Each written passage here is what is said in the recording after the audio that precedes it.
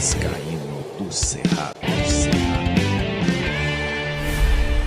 Fala galera vascaína, Thiago Fontes, canal Vascaíno do Cerrado, trazendo mais um vídeo para o canal. Vamos trocar uma ideia, vamos bater um papo sobre Vasco da Gama. Antes vou pedir a moral, deixa o joinha, deixa o like, se inscreve no canal, que é importante para ele continuar sendo indicado no YouTube. Ativa o sininho, comenta, tudo que você puder fazer que gera engajamento, beleza? Dá essa moral, dá essa força, segue com @Vascaíno do Cerrado lá no Instagram também. Tô lá publicando nos stories a rotina, o dia a dia aqui dos bastidores no canal, beleza? Vamos lá, o Vasco está no grupo G da Copa Sul-Americana e nesse vídeo eu vou trazer aqui detalhes dos 3 adversários do Vasco nessa competição. Depois a gente vai falar de calendário, porque, meu amigo, o Vasco vai ter uma sequência insana. Não queria o Vasco disputando outra competição, a gente não ficava reclamando de o Vasco joga o Campeonato Brasileiro, fica uma semana, 2 semanas sem jogar, enquanto a gente está vendo os outros disputando Sul-Americana, Libertadores, Copa do Brasil. Pois é, o ano passado já mudou um pouco, né? Porque a gente foi até a semifinal da Copa do Brasil. Esse ano vai ser mais pedrada, porque além da Copa do Brasil, tem a Copa Sul-Americana aí com os 3 times que eu vou falar aqui agora. Eu vou começar com o time argentino, que para mim é o mais forte desse grupo aí, junto com o Vasco. Acho que os dois têm a obrigação de passar, né? O Lanús foi semifinalista da Copa Sul-Americana o ano passado. Tem um artilheiro, um bom jogador, um atacante chamado Walter Bou, né, de 31 anos, jogador experiente, ex-Boca Júnior, perigoso na bola aérea, tá? Esse é o destaque aí do time do Lanús. E o Vasco, que já enfrentou o Lanús 2 vezes, uma na Copa Sul-Americana e uma na Libertadores. A notícia boa é que o Vasco eliminou o Lanús as 2 vezes, então eles devem estar bem mordidos aí com o Vasco, né? O Vasco eliminou o Lanús em 2007 da Sul-Americana, nas oitavas, jogando na Argentina, perdeu por 2-0 e depois foi jogar em São Januário, venceu por 3-0, eliminando o time argentino, então nas oitavas da Copa Sul-Americana. Em 2012, o Vasco encara o encara o Lanús de novo, agora pela Libertadores, oitavas de finais da Libertadores. Em São Januário, o Vasco ganhou por 2-1, gol do Diego Souza e do Alec Gol, e lá na Argentina, o Lanús devolveu o placar, vencendo por 2-1. Quem fez o gol do Vasco lá na Argentina foi o volante Newton, lembra do Newton? Então, a partida foi para os pênaltis e o Vasco se classificou nos pênaltis, eliminando mais uma vez o Lanús. Como eu falei, um adversário mais difícil nesse grupo e que vem mordido aí com o Vasco, porque em 2 ocasiões o Vasco se deu bem, né? Se deu melhor e acabou eliminando o time argentino. Puerto Cabello é o outro time que o Vasco encara, é um time venezuelano. Ele é 5º lugar no Campeonato Nacional, com 8 jogos, 4 vitórias, 1 empate, 3 derrotas. Né? Time que só tem 14 anos de existência, foi fundado no dia 21 de janeiro de 2011. Né? O grande desafio para encarar o Puerto Cabello é a distância, tá? Do Rio de Janeiro até lá, mais de 6.000 quilômetros de distância. Uma curiosidade sobre o Puerto Cabello, né, é o técnico português que se chama Vasco Faísca. O nome do técnico lá é Vasco Faísca, então tá aí o 2º adversário no grupo G da Copa Sul-Americana. O 3º adversário é o Melgar, um time do Peru, time que foi eliminado agora na pré-Libertadores para o Cerro Porteño do Paraguai, perdendo as 2 partidas, perdeu em casa por 1-0 e perdeu lá no Paraguai por 4-2 no agregado, então tomou do time paraguaio 5-2, tá? Então é um time que vem de uma pancada e que no campeonato peruano é líder, cara. O time que destaca o campeonato peruano são 4 vitórias em 4 jogos, é líder do campeonato peruano. Mas você vê aí que o campeonato venezuelano e o campeonato peruano não é parâmetro para o campeonato brasileiro, né? Então, são campeonatos, mas muito inferiores. Um não é destaque no campeonato venezuelano, o Melgar já é destaque no campeonato peruano, mas você viu quando foi encarar um time do Paraguai, tomou fumo, né? Aqui o que pega é a altitude. O Vasco vai jogar contra o Melgar em Arequipa, a 2.300 metros acima do nível do mar. É uma cidade que fica ali entre 3 vulcões, né? Parece, eu estava vendo as fotos aí, parece ser belíssima cidade, tá? Então tá aí. O terceiro adversário do Vasco, que vai ser o primeiro confronto do Vasco na Sul-Americana, esse do Melgar. Vou falar daqui a pouco sobre a sequência que o Vasco vai ter de jogos. Antes, só lembrar o seguinte: o primeiro que se classificar nos grupos, ou que se classificar em primeiro nos grupos, já tem aí vaga garantida nas oitavas da Sul-Americana. Vai direto para as oitavas, né? O que ficar em segundo lugar no grupo, esse vai ter que fazer uma repescagem contra os times que vão ser terceiro lugar e vão ser eliminados da Libertadores. Então, os times que forem terceiro lugar da Libertadores tem uma repescagem com os times que são segundo lugar na Copa Sul-Americana. Então, o Vasco precisa se classificar em primeiro para ter um caminho mais curto e evitar até 2 jogos a mais no calendário. Porque se o Vasco vai para a repescagem, vai ter que jogar mais 2 vezes contra um time da Libertadores, eliminado da Libertadores nessa repescagem. Bom, agora eu vou explicar para você a sequência que o Vasco vai ter de jogos em abril, começando no dia 30 de março, tá?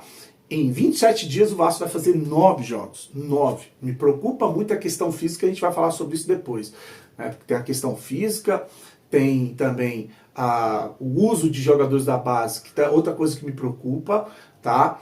E prioridades, né? Porque Campeonato Brasileiro eu vou explicar por que alguns times se ferraram priorizando Copas, tá?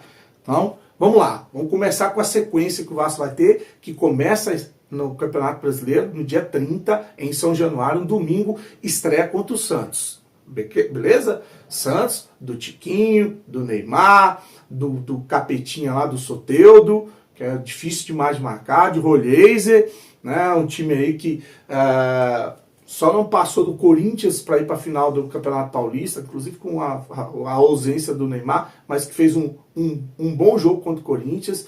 Então um time aí que está organizado pelo técnico lá, o Pedro Caixia, adversário dificílimo. Depois a gente viaja para o Peru, lá para altitude, para encarar o Melgar, tá? Então estreia no dia 30, no dia 2 de abril, 3 dias depois, está estreando na Copa Sul-Americana na altitude. Olha aí, olha aí.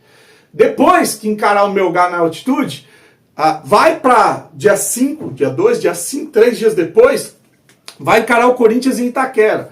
Corinthians do Depay, Corinthians lá do Ramon Dias, Corinthians do Yuri Alberto, tá fazendo gol virado no Giraia, né? Então vai pegar o Corinthians. Depois o Corinthians, 4 dias depois, encara de novo na Sul-Americana o Porto Cabedelo, estreando em São Januário, na Sul-Americana. Então pega o Porto Cabedelo no dia 9/4. Depois, 3 dias depois, encara o Sport, né, jogando em São Januário. É importante essa sequência que o Vasco vai ter no Rio de Janeiro, né? Pega o Porto Cabedelo no dia 9/4, pega o Sport no dia 12/4, e aí vai a Fortaleza pegar o Ceará no dia 16/4, 4 dias depois, e depois volta para o Rio para o clássico contra o Flamengo. Então o Vasco joga contra o Porto Cabedelo, contra o Sport, contra o Flamengo em 4 jogos. O Vasco joga 3 no Rio de Janeiro. 4 dias depois, no dia 23/4, o Vasco encara o Lanús. Então mais um em São Januário. Então de 5 jogos, 4 no Rio de Janeiro. 3 dias depois, vai a Minas encarar o Cruzeiro para finalizar essa sequência de 9 jogos. Vamos lá, recapitulando. Primeiro o Santos, depois o Melgar na altitude, depois o Corinthians em Itaquera, depois em São Januário, Porto Cabedelo, depois o Sport em São Januário, vai para Fortaleza pegar o Ceará, depois o Flamengo no Maracanã. No Maracanã não, pode ser lá no Engenhão, né? Porque o mando é do Vasco, tem essa briga aí, né? Depois o Lanús em São Januário e fecha contra o Cruzeiro no Mineirão. Tá aí a sequência do Vasco, vai ser assim, um pós-jogo engatado com pré-jogo, e assim vai ser o mês de abril do Vasco. Me preocupa muito a questão física. O Vasco não consegue competir fisicamente com time nenhum. 20, 30 minutos de intensidade, depois o time morre. Tá? Então, essa intertemporada, eu espero que estejam fazendo algo diferente com relação à questão física, porque tem profissionais do Vasco, né, como o goleiro Léo Jardim e o angolano que chegou lá, o Lloyd, que contrataram profissionais para ajudar nessa questão física. Então alguma coisa está errada aí, alguma coisa está errada, e ninguém explicou até hoje por que o Vasco fisicamente é um time morto. Segunda coisa que me preocupa é o uso de jogadores da base. Só vejo dois aí, o Ryan e o Estrela que está voltando de lesão. Só. Até o moleque que estava bem, o Zuccarello, voltaram ele para o sub-20. Então não tem. Tinha que ter uma mescla aí, porque às vezes você vai precisar para um segundo tempo, você vai precisar para botar molecada para correr, e não tem. É um time de cansado esse time do Vasco. Me preocupa a lateral esquerda com o Piton e o Vitor Luiz. Né? E uma outra coisa que a gente tem que discutir, que eu acho que essa é bem polêmica, é a questão de prioridade. Vai ter gente falando, o Vasco tem que priorizar. Já tem gente falando que a prioridade do Vasco é a Sul-Americana. Olha, pra mim, e isso vai desagradar muita gente agora, a prioridade pro Vasco é o Campeonato Brasileiro. Mas eu não pouparia jogadores para nenhuma das competições. É força máxima. Quem tiver melhor, vai para dentro de campo jogar. Mas o Campeonato Brasileiro, a gente permanecer na Série A, tem que ser uma prioridade para o Vasco, e eu vou explicar por quê.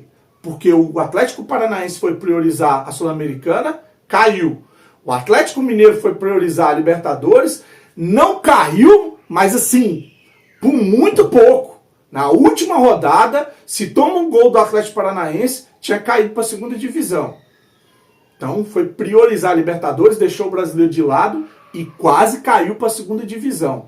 Então a gente tem que ter muito cuidado com essa história de priorizar jogadores no Campeonato Brasileiro para disputar Sul-Americana e Copa do Brasil. Eu acho que a prioridade é o Campeonato Brasileiro, e aí vai com o que tiver de melhor na Sul-Americana e Copa do Brasil. Se tiver jogador cansado, coloca outro, machucado, lesionado, mas não tem esse papo de poupar jogadores no Campeonato Brasileiro, que isso lá na frente costuma dar errado. Tá? Minha opinião, costuma dar errado. Vai com força máxima nas competições e vê até onde vai aguentar. Mas não deixa de pontuar, não deixa de buscar vitórias no Campeonato Brasileiro, que isso vai fazer muita diferença lá depois, tá bom? Curte, se inscreve no canal, segue o @Vascaíno Cerrado no Instagram, baixa a Inplay aí, segue o Vascaíno Cerrado na Inplay também para dar uma moral. Grande abraço, um dia abençoado, fique com Deus, saudações vascaínas.